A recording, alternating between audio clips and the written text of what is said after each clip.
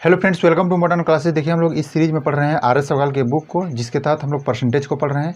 और आज के क्लास में हम लोग कुछ ऐसे बातें करेंगे जहां कि आप देखेंगे कि कम समय में कॉन्सेप्ट के सहारे हम क्वेश्चन को सोल्व कर पा रहे हैं। हालांकि शुरू से हम कहते आ रहे हैं कि कॉन्सेप्ट आपका क्लियर है तो क्वेश्चन को ज़्यादा घुमा फिरा कर भी दिया जाए तो उसके लिए हमें ट्रिक सोचने की आवश्यकता नहीं होती है, हम उसके कॉन्सेप्ट को अच्छा से क्लियर कर सकते हैं। चलिए देखिए, हम लोग वीडियो को स्टार्ट करते हैं।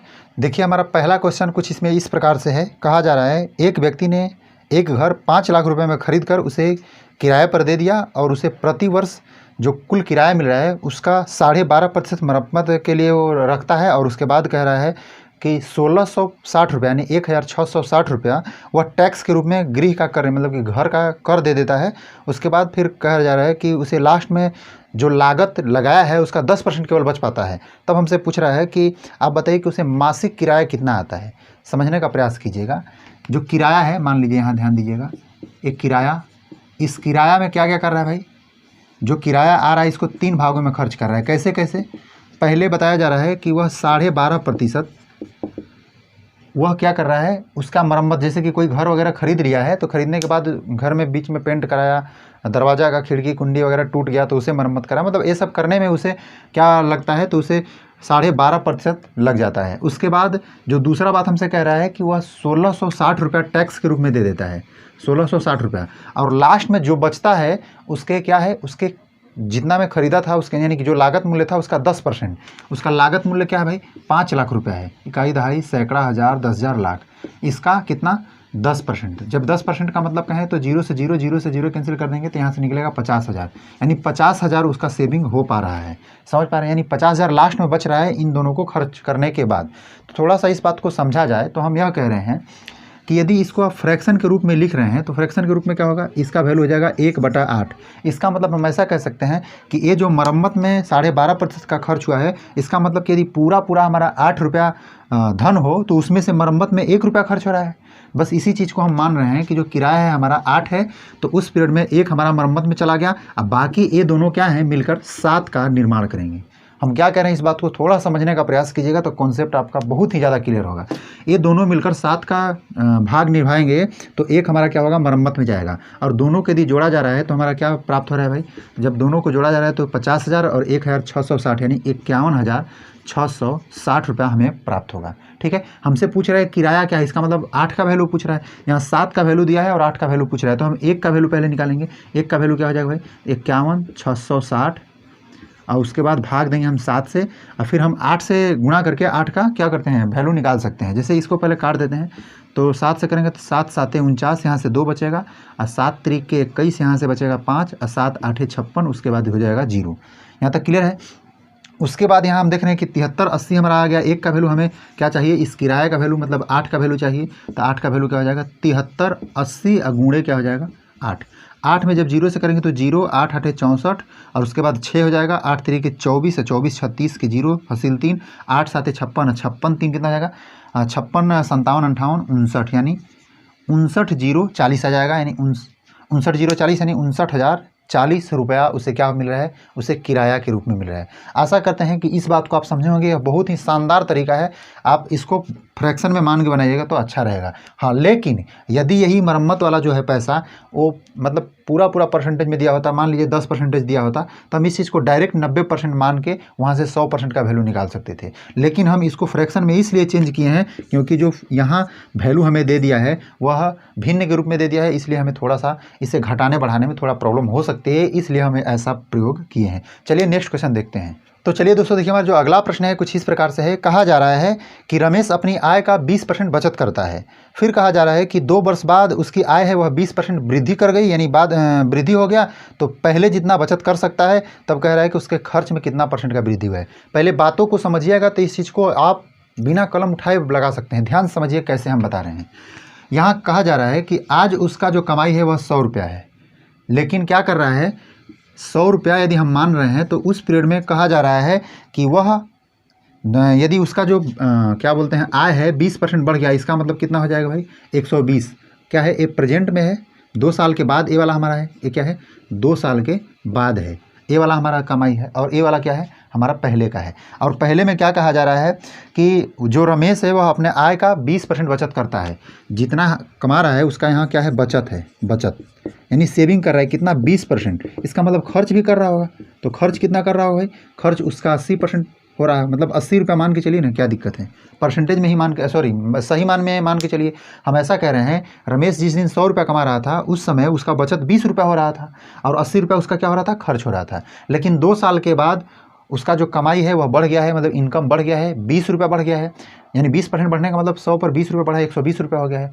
तब उसका जो बचत है वह क्या कह रहा है कि वह क्या कर रहा है, पहले इतना बचत को कर पा रहा है। क्या है, जो बचत है उसका पहले इतना हो पा रहा है, इसको हम लोग लिखते हैं बचत। पहले इतना बचत भाई, पहले कितना बचत कर रहा था, 20, यानी 20 का बचत आज भी कर पा रहा है। क्या है, 20 का बचत आज भी कर पा रहा है। इसका मतलब खर्च कितना कर रहा है आज के रेट में भाई, तो आज के रेट यानी 2 साल के बाद जो है वह खर्च कितना कर पा रहा है, तो 100, क्योंकि 120 रुपये अब यदि कमा रहा है तो पहले जितना बचत केवल कर रहा है, तो इसका मतलब 20 बचत कर रहा है। खर्च कितना किया भाई, तो 100 करेगा तभी तो उसकी 120 हमारी इनकम है, मतलब इस बात को समझ लिए होंगे। अब हमसे लास्ट में हमसे पूछ रहा है, क्या कह रहा है कि आप यह बता दीजिए कि उसके खर्च में कितने प्रतिशत की वृद्धि आई है। तो ध्यान दीजिएगा, पहला खर्च है और ये क्या है, दूसरा खर्च है। कितना प्रतिशत का वृद्धि आया है भाई, तो आप पहले प्रतिशत से पहले यह देखिए कि कितना का वृद्धि आया है। तो आप देख रहे हैं कि 20 का वृद्धि आया है, तो 20 का वृद्धि आया तो यह 20% नहीं, इस बात को हमेशा ध्यान दीजिएगा, क्योंकि यह 80 पर बढ़ा है। यदि 100 पर बढ़ा होता तो हम कह देते कि 20% है, लेकिन 80 पर बढ़ा है, इसका मतलब 80 को परसेंटेज में कन्वर्ट करना होगा, यानी कि 20 को 80 के रिस्पेक्ट में कन्वर्ट करना होगा।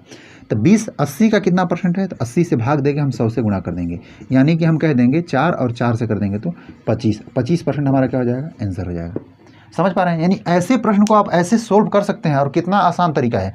चलिए नेक्स्ट क्वेश्चन देखते हैं हम लोग। तो चलिए दोस्तों देखिए, जो हमारा अगला प्रश्न है कुछ इस प्रकार से कहा जा रहा है कि 405 मिठाइयाँ हैं और कुछ बच्चों में इस प्रकार से वितरित किया जा रहा है कि जो मिठाई मिलने वाली संख्या है बच्चों की संख्या का 20% है। समझ पा रहे हैं, यानी कि प्रत्येक बच्चों को जो मिठाई मिल रहा है वह कितना है, जितनी संख्या है बच्चों की उसका 20% मिल रहा है।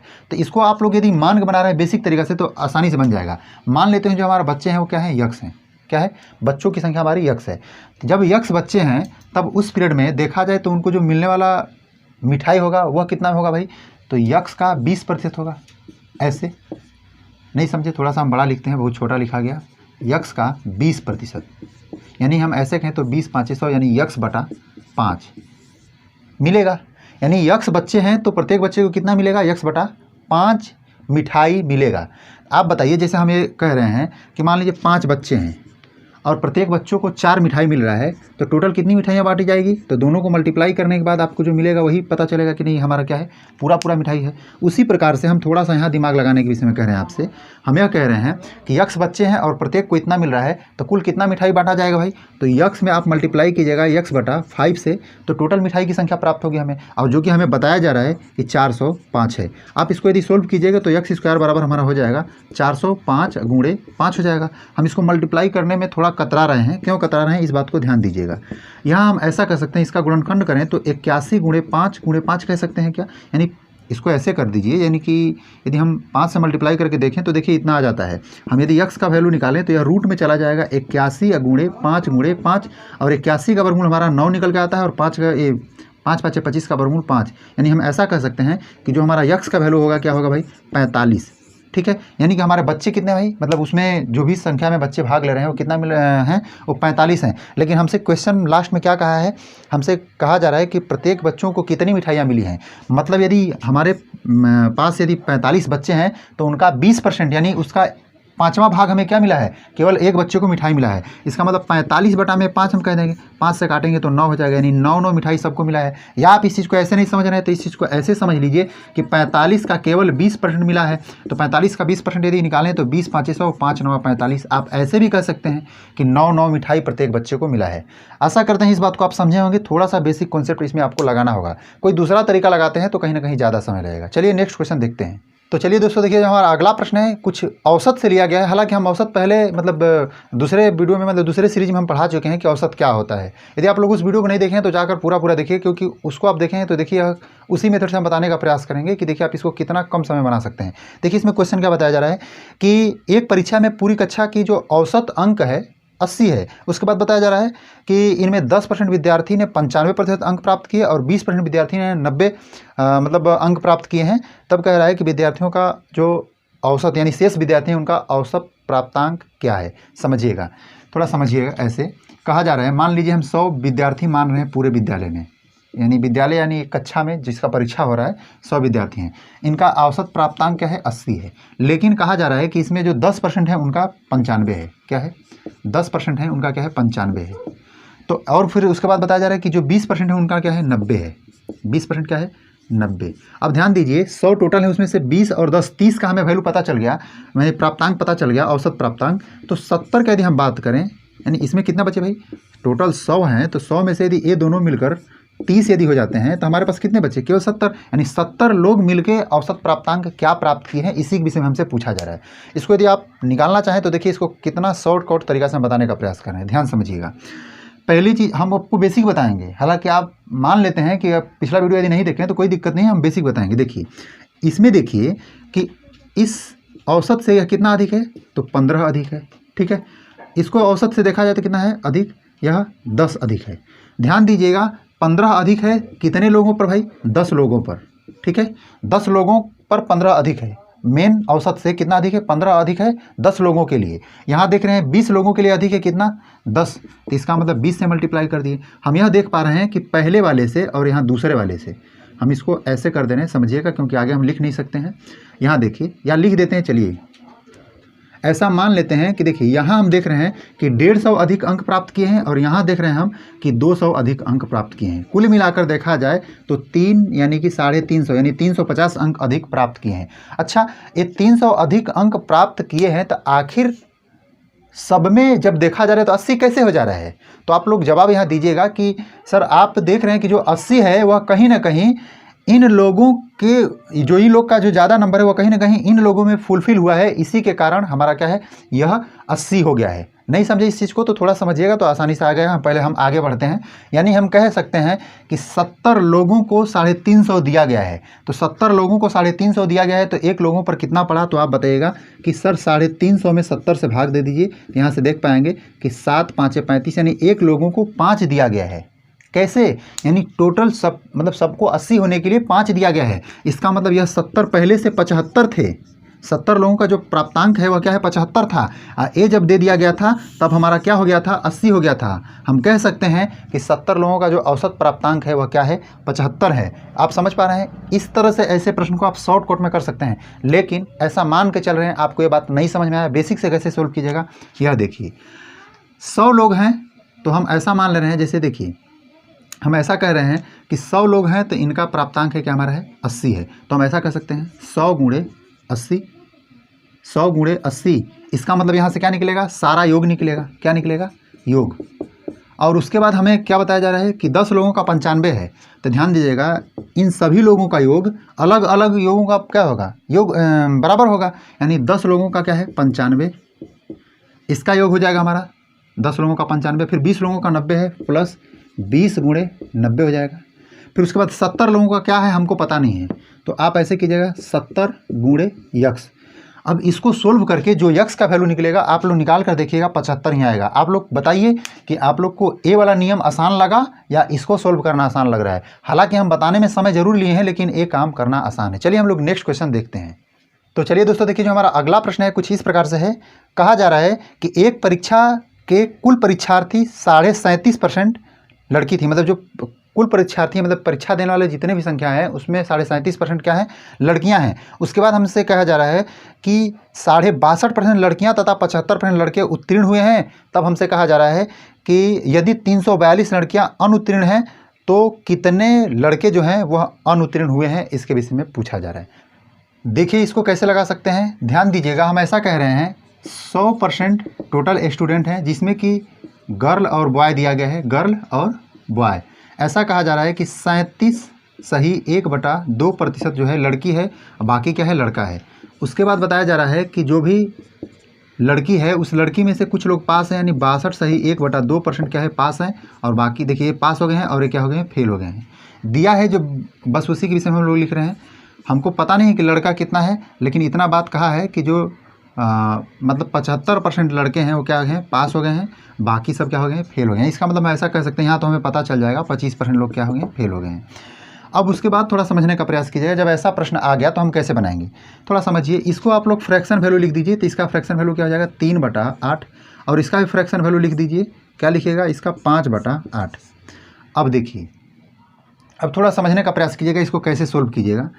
हमसे जो कहा जा रहा है, लास्ट में हमसे कहा जा रहा है कि जो अनुत्तीर्ण लड़की है उनका जो संख्या है उन्हें हम बता दिया है। क्या बताया भाई कि जो लड़की फेल हुई है उन लोग का जो संख्या है वह है 342।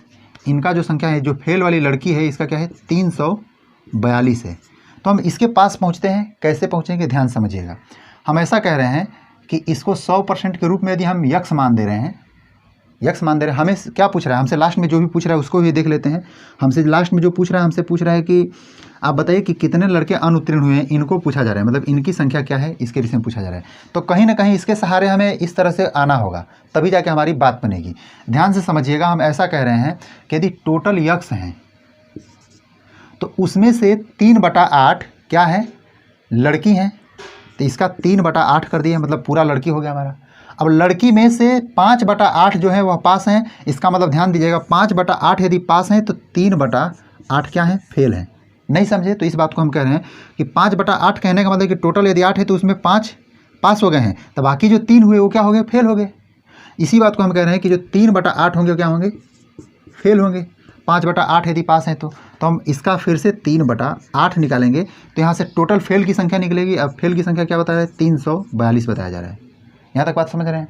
अब उसके बाद हमसे क्या बताया जा रहा है, पहले इसको हम लोग पहले यक्स का वैल्यू फाइंड कर ले रहे हैं। तो देखिए 3 तिली के 9, 9 से यदि काटते हैं तो कितना जाएगा, 9 3 27, यहाँ से कितना बचेगा 30, 4 3 7, 9 8 72 हो जाएगा। जब हम इसको मल्टीप्लाई कर देते हैं तो यक्स बराबर क्या हो जाएगा, 38 गुणे 64 हो जाएगा, 8 8 64, ऐसे करके हम देख रहे हैं क्या यक्स का वैल्यू निकल गया। अब उसके बाद हमें क्या चाहिए भाई, हमें चाहिए कि इस बॉय की संख्या क्या है, फिर उसके बाद यहाँ देखते हैं, फिर उसके बाद हम यहाँ देखते हैं, डायरेक्ट यहाँ देख सकते हैं। जैसे देखिए 3/8 यदि लड़की है तो हम ऐसा कर सकते हैं कि 5/8 हमारा क्या होगा भाई, लड़के होंगे, क्योंकि 3 लड़की है 8 में से, तो हमारे 5 क्या होंगे, लड़के होंगे। तो हम ऐसा कहें कि जितना भी संख्या है इस संख्या यानी यक्स के 5/8 क्या हैं, लड़के हैं। ऐसे गुणा करके 5/8 कर देंगे। उसके बाद हमें फेल कितना पाए गए हैं, 25%। इसका मतलब 25% का मतलब क्या होता है कि 25/100, यानी 1/4 भी हम इसको कहें तो कह सकते हैं। इसका वैल्यू क्या होता है, 1/4। हमको फेल की संख्या निकालना है तो 1/4 हम केवल क्या कर देंगे, निकाल देंगे। यानी 1/4 निकालेंगे तो इसको हम आसानी से निकाल सकते हैं। देखिए इसको हम काटेंगे तो 8 चौके 32, 32 गुना के 64 हो जाएगा। अब इसको मल्टीप्लाई करेंगे तो कितना जाएगा, 5 गुना के 10 यानी कि 380 क्या हो जाएंगे हमारे, ऐसे होंगे। हालांकि यक्स बराबर नहीं आया है, ध्यान दीजिएगा, यह हमारा जो है पॉइंट, इसी पॉइंट के सहारे हम क्या कर रहे हैं, आगे बढ़ रहे हैं, ध्यान दीजिएगा। तो यहाँ 380 क्या है, हमारे लड़के ऐसे हैं जो कि फेल हो गए हैं। और आप अपना ऑप्शन देख लीजिए कि कौन सा आपका सही है। ऑप्शन नंबर जो डी है वह सही है। चलिए हम लोग नेक्स्ट क्वेश्चन देखते हैं। तो चलिए दोस्तों देखिए, जो हमारा अगला प्रश्न है कुछ इस प्रकार से है। कहा जा रहा है कि एक परीक्षा में सफलता के लिए कुल अंकों का 33% अंक चाहिए और एक विद्यार्थी ने 125 अंक प्राप्त किए तथा वह 40 अंकों से अनुत्तीर्ण हो गया, कुल पूर्णांक क्या है। ध्यान समझिएगा, इसमें जो बताया जा रहा है कि हमें जो पास होना है यदि, तो हमें 33% अंक चाहिए। क्या, 33% अंक हमें चाहिए। लेकिन कोई लड़का है जो कि क्या किया है कि वह 100 क्या कर लाया है, 125 नंबर लाया है, लेकिन वह क्या है 40 नंबर से फेल हो गया है, 40 नंबर से फेल हो गया है।